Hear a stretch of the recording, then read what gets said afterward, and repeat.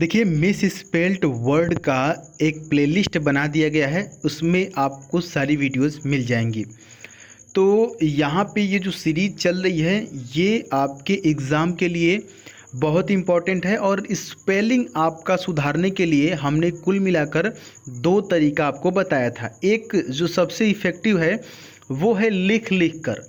आप एक स्पेलिंग को जितनी बार लिखेंगे उतनी बार आपके माइंड में वो सेट हो जाएगा और जब भी आप एग्ज़ाम में देखेंगे तो उसको सही कर पाएंगे। दूसरा चीज़, आप अपने से छोटे बच्चों से पूछ सकते हैं। जब भी उनसे मिले तो आप उनसे पूछ सकते हैं कि इस चीज़ की स्पेलिंग क्या होगी, उस चीज़ की स्पेलिंग क्या होगी। ठीक है, अगर उसको नहीं आ रहा है तो वहाँ पे आप उसको बताएंगे, उसके बाद डेफिनेटली आपको वो चीज़ क्लियर हो जाएगा। और बच्चों को ज़्यादातर स्पेलिंग आती रहती हैं तो उनके द्वारा सुन के भी आपका वो इम्प्रूव हो जाएगा।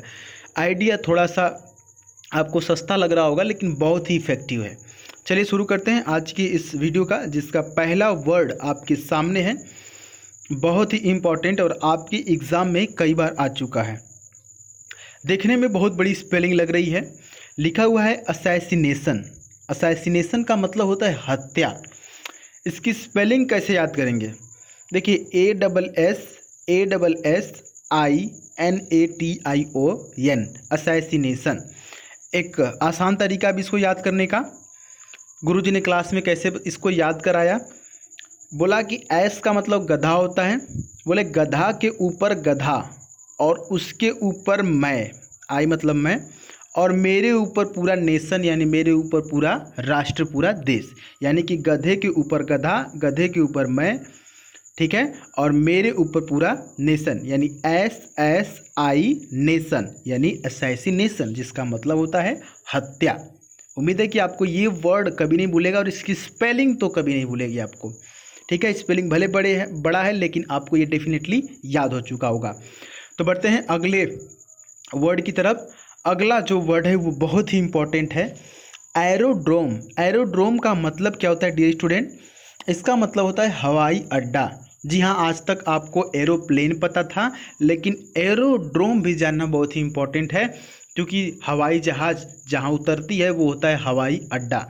स्पेलिंग देखेंगे AERODROME, एरोड्रोम। चलिए तीसरे वर्ड की तरफ बढ़ते हैं जो कि बहुत ही इंपॉर्टेंट है, दैट इज़ लेफ्टिनेंट। लेफ्टिनेंट का मतलब प्रतिनिधि होता है।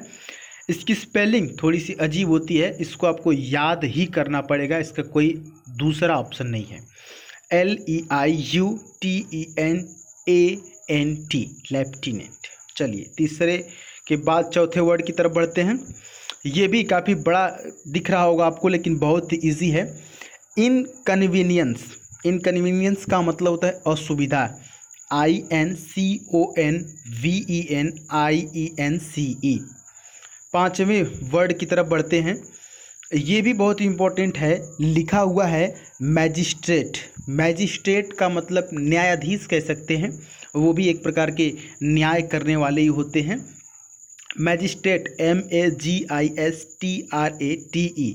स्पेलिंग बहुत ही इंपॉर्टेंट है डी स्टूडेंट, इसको आप जितनी अधिक बार लिखेंगे अपनी रफ पे अपने पेन द्वारा उतनी बार आपका ये दिमाग में छप जाएगा। अगला जो वर्ड है वो है स्कावेंजर। स्कावेंजर देखिए बहुत ही इंपॉर्टेंट वर्ड है। इसकी स्पेलिंग देखिएगा SCAVENGER। स्कावेंजर का मतलब होता है ऐसे लोग जो सड़क के किनारों से कूड़ा करकट उठाते हैं। आपने अक्सर देखा होगा कि बहुत से ऐसे लोग होते हैं, ऐसे गरीब होते हैं जो एक बड़ा सा थैला लेकर अपने पीछे एक, वहाँ पर जो क्या होता है कि जो भी सड़क के किनारे या कि फिर आपके घर के पीछे जो कूड़ा करकट होता है उनमें से कुछ चीज़ें बीनते हैं, उसको बोलते हैं स्कावेंजर। ठीक है, चलिए सातवां जो वर्ड है वो है डिक्शनरी। स्पेलिंग देखिएगा DICTIONARY। डिक्शनरी का मतलब होता है शब्दकोश, बहुत ही इंपॉर्टेंट वर्ड है। अगला जो आठवां वर्ड है ये आपके एग्ज़ाम में कई बार पूछा जा चुका है, आसान भी है, इसको याद कर सकते हैं। गारंटी लिखा हुआ है GUARANTEE, गारंटी। तो ये जो 8 वर्ड थे आप इनको लिख लिख कर प्रैक्टिस कर लीजिएगा। पहले एक जगह इसका नोट बनाइएगा, प्लेलिस्ट पूरा बना हुआ है। नोट बनाने के बाद आप उसमें जो भी इम्पोर्टेंट वर्ड है उसको आप एक से अधिक बार लिख करके प्रैक्टिस कर सकते हैं।